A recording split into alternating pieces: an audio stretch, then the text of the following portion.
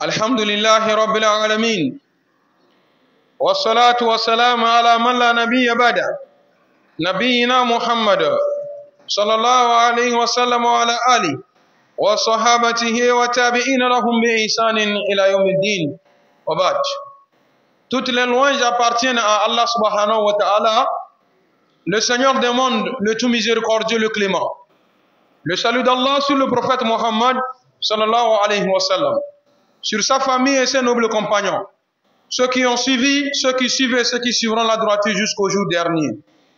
Et après ça, fidèles musulmans, frères en islam, par la volonté d'Allah subhanahu wa ta'ala, notre sermon d'aujourd'hui commence par la parole d'Allah subhanahu wa ta'ala qui nous attire vers la crainte d'Allah subhanahu wa ta'ala, où Allah subhanahu wa ta'ala nous dit dans le Saint-Coran, Ya ayyuhal ladhina amanu ittaqullaha haqqa tuqatihi wa la tamutunna illa wa antum muslimun. Oh, vous qui avez cru, craignez Allah subhanahu wa ta'ala de la vraie crainte, de telle sorte que la mort ne vient à l'un d'entre vous jusqu'à ce qu'on l'ait témoin d'un vrai croyant, d'un soumis à la volonté d'Allah subhanahu wa ta'ala. Que le Tout-Puissant nous donne la crainte d'Allah. Et après ça, fidèles musulmans, en ce jour de vendredi, le sermon que j'ai préparé est intitulé « La paix dans nos pays ». Pour commencer, j'attire votre attention pour amener au nom de notre religion. Nous appelons notre religion Al-Islam. Beaucoup de savants disent que Al-Islam signifie la soumission totale à Allah subhanahu wa ta'ala. Et certains savants nous attirent l'attention aussi que Al-Islam, du mot As-Salam, qui signifie la paix. On connaît le musulman par son pardon. On connaît le musulman par sa largesse. On connaît le musulman qui, à chaque fois quand il arrive dans un milieu, il apporte seulement la paix, la tranquillité. La violence n'est pas notre habit. Oui, j'attire encore une fois votre attention.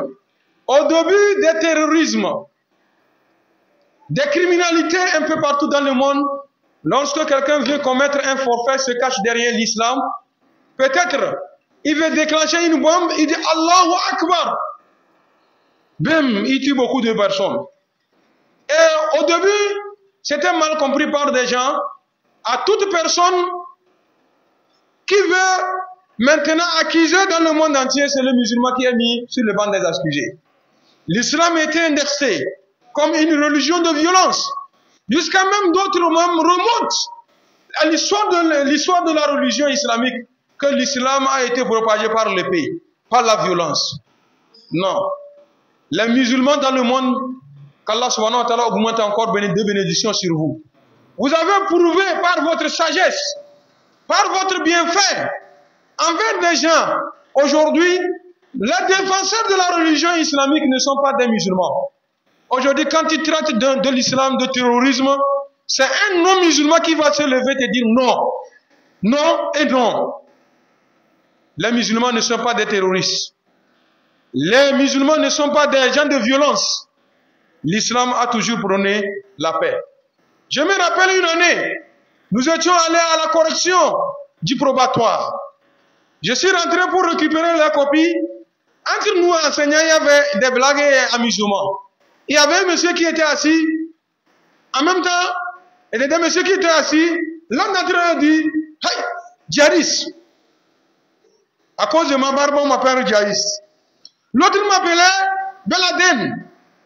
Et c'est là, voilà, par preuve de sagesse, je les ai salués et souri. Par la volonté d'Allah, Inch'Allah, il y avait un inspecteur là-bas, celui qui a pris ma défense. Voilà, première des choses, ce qu'il a dit, il dit que non, les terrorismes, les djihadistes et consorts, ce n'est pas les musulmans qui le font. Hein. Ce n'est pas des musulmans qui le font. Et en même temps, un débat est créé en même temps dans la salle. On avait oublié que nous sommes venus pour une mission. C'est là, voilà, ce monsieur, la manière dont il a défendu l'islam, je jure au nom de Dieu, moi-même qui suis devant vous, Je ne pouvais pas défendre l'islam de cette façon. Et de lui, j'ai appris d'autres choses. Quand il expliquait comment ça se fait le terrorisme, comment ça se fait tout ce qui se passe dans le monde entier derrière l'islam.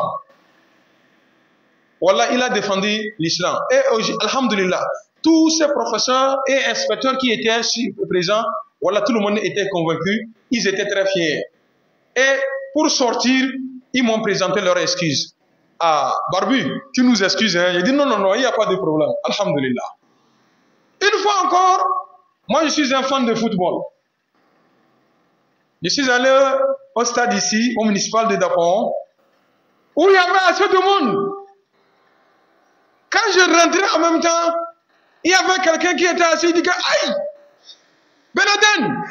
L'autre dit hey, djihadiste.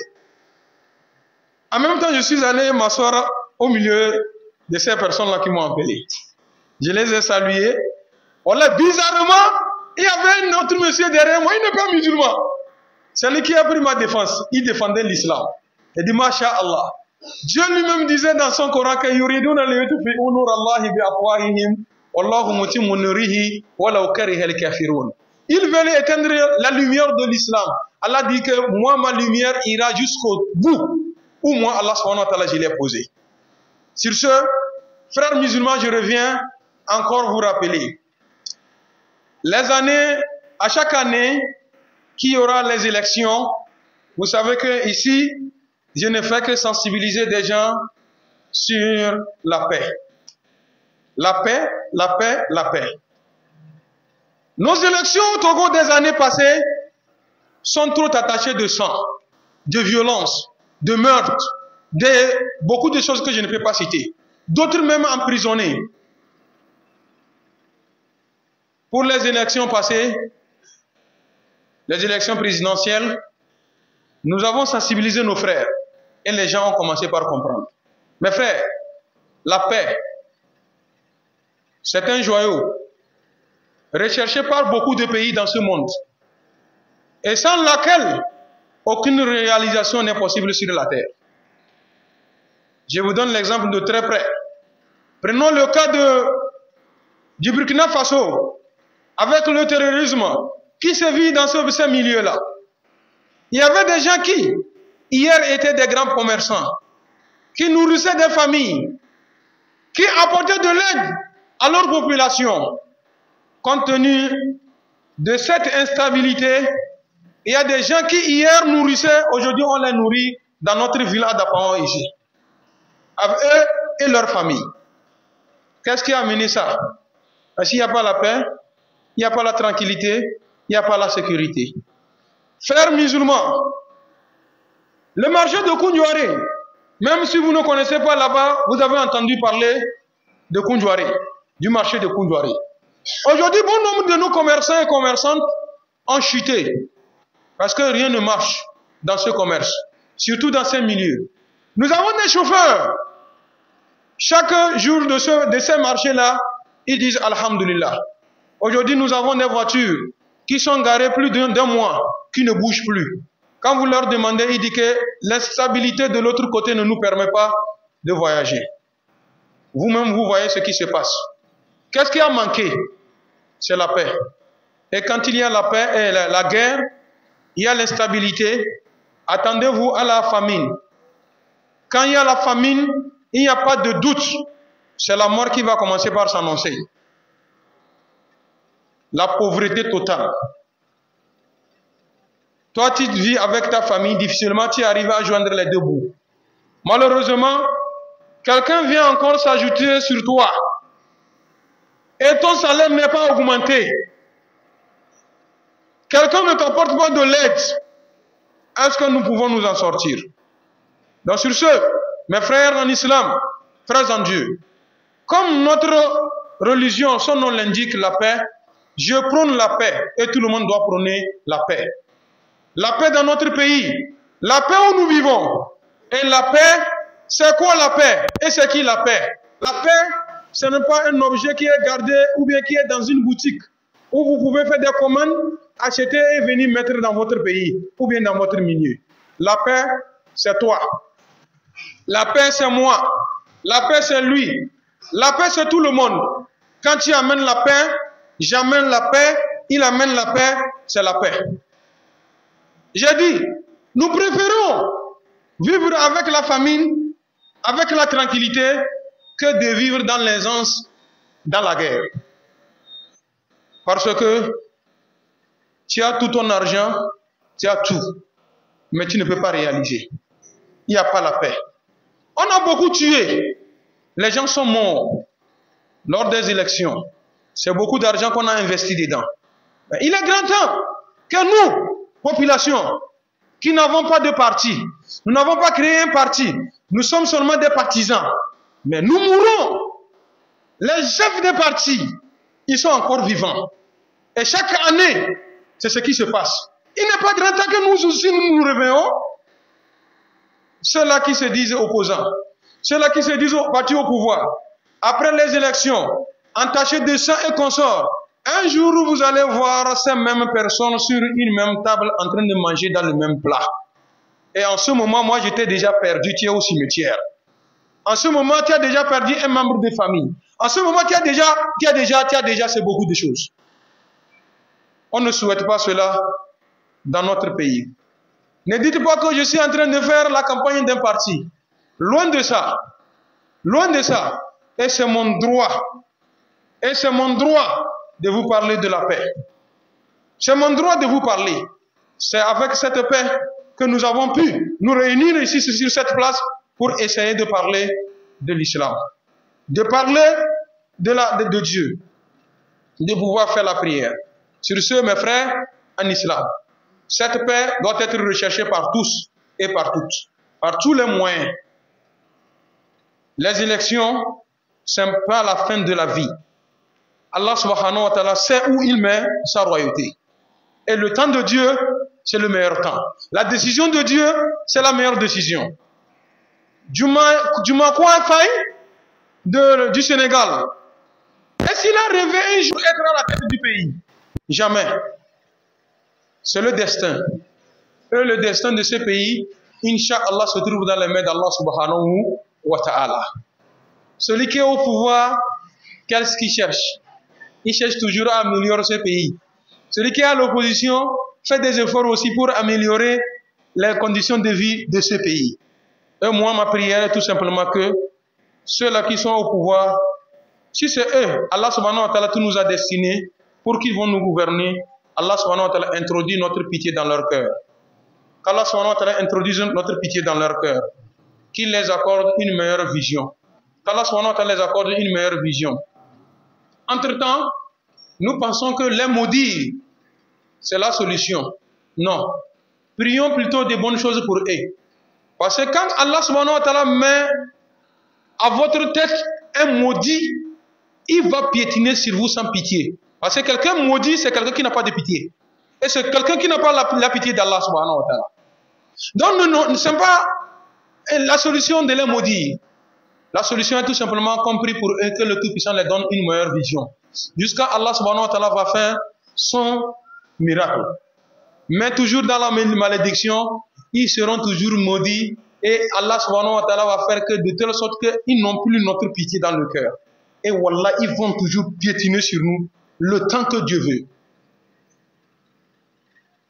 Frères en islam, nous sommes musulmans. Nous avons l'esprit de discernement. Nous réfléchissons profondément. Ce n'est pas une publicité pour un parti, ni pour un ministre, ou bien pour le président de la République. Le président, où il est? Est-ce qu'il sait qu'il y a une personne ici, on appelle Abbas, qui est imam, qui va diriger la prière, que vous parlez de la paix de ce pays? Non. Je sais que quand ça va chauffer, wallah, nous n'avons pas un autre pays ici, ce n'est pas ce pays-là. Ou bien il y a encore un autre pays où on va aller. Et on est mieux servi que chez ce soir. Wallahi, on est mieux servi que chez soi. Nous devons faire l'effort, nous tous préserver la paix pour ce pays-là. Après les élections, mes frères, tu n'as pas droit, mon frère, de demander à l'autre quel parti tu as voté. Tu n'as pas ce droit. Lors de leur campagne, je les ai suivis beaucoup, tous. Qu'est-ce qu'ils disent? Le jour où vous allez pour voter, ne portez pas des vêtements d'un parti. Même les porte-clés qui a les noms des partis ne tenez pas. Parce que ce n'est pas le moment des campagnes. Portez vos habits ordinaires. Allez-y voter. Pourquoi ils disent ça? Les partis au pouvoir, c'est ce qu'ils disent. Les opposants, c'est ce qu'ils disent. Tout simplement pour amener la paix. Pour éviter tout problème. Wallahi, j'ai suivi un candidat du parti uni qui disait: si vous portez notre t-shirt ou bien notre tricot sur lequel il est mentionné le logo ou bien le nom du parti, quand il va arriver au niveau du bureau de vote, on va te chercher. Tu ne vas pas rentrer au bureau de vote avec cet habit-là. Donc vous allez comprendre que tout le monde cherche quoi? La paix. Parce que si tu portes ton parti, l'habit ou bien le tricot de ton parti pour rentrer, moi si je vais porter pour moi pour rentrer, qu'est-ce que ça va donner? Ou bien tu as porté, l'autre n'a pas porté. Ça va toujours amener des problèmes. Mes frères, évitons les problèmes. On sait quand ça va commencer, mais nous ne savons pas quand ça va finir. J'ai donné l'exemple de la Somalie. Somalie, moi j'étais petit, j'entendais parler de Somalie. Et quand on parle de Somalie, de la Somalie, on ne parle que de la guerre. Moi je n'ai jamais vu quelque chose made in Somalie, fabriqué en Somalie. Tout simplement c'est la guerre que je connais par la Somalie. Et la guerre là a commencé entre 2, 3, 4, 5 personnes. Aujourd'hui, jusqu'à présent, des années n'ont pas encore trouvé une solution à leur pays. C'est une seule, 2 personnes qui vont déclencher la guerre et ça va être des décennies, des décennies. Le prophète Mohammed, sallallahu alayhi wa sallam, nous dit, dans son hadith bien authentifié, il dit: Al-fitnatu na'ima. Les tentations sont en train de se reposer, dormir. La'nallahu man aykazaha. Dieu a maudit toute personne qui va déclencher cette tentation. L'hadith du prophète Mohammed, sallallahu alayhi wa sallam.